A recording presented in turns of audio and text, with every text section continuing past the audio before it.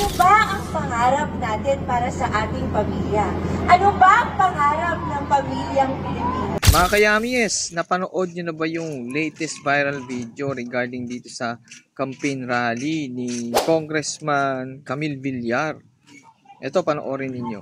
Tanungin sa inyo, dahil naisip ko, ano ba ang pangarap natin para sa ating pamilya? Ano ba ang pangarap ng pamilyang Pilipino? Siyempre, ang magkasariling bahay at lupa. Regarding ito, dun sa kanyang campaign rally ng alyansa dyan sa Bulacan, no? At yung mga tao, tinatanong niya ano nga ba raw ang pangailangan ng mga Pilipino. At yung sagot ng mga tao ay tubig. Sigaw nila mga kayamies, ano? Tapos, sa ibang video, pinakita rin kasi doon na sinagot niya na lang yung sarili niyang tanong. Ano ba ang pangarap ng pamilyang Pilipino? Siyempre, ang magkasariling bahay at lupa para mapalaki natin ng mabuti ang ating mga anak.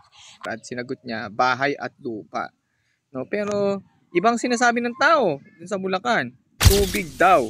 Actually, itong issue na to ay regarding to talaga sa kanilang kumpanya, yung Prime Water na pinamumunuan ng kanyang kapatid na si Manuel Paulo Villar. Ayun nga kasi maraming supply, no, yung kumpanya kung saan may iba pang araw ng mga tao na alas 12 raw ng madaling araw, no, dito sa Cavite, or sa iba naman alas 3 daw ng madaling araw gumigising pa sila para lang mag-ipon ng tubig kasi doon lang daw nagkakatubig, no.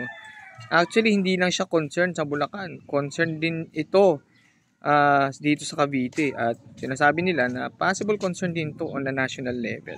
So tingin ninyo mga kayamies, anong masasabi ninyo dito sa video na to? Totoo nga ba na itong concern na ito na sa tubig dyan sa Bulacan at sa ibang karatig bayan pa, o baka mamaya sinisiraan lang? Comment naman kayo dyan sa ibaba, pag-usapan natin.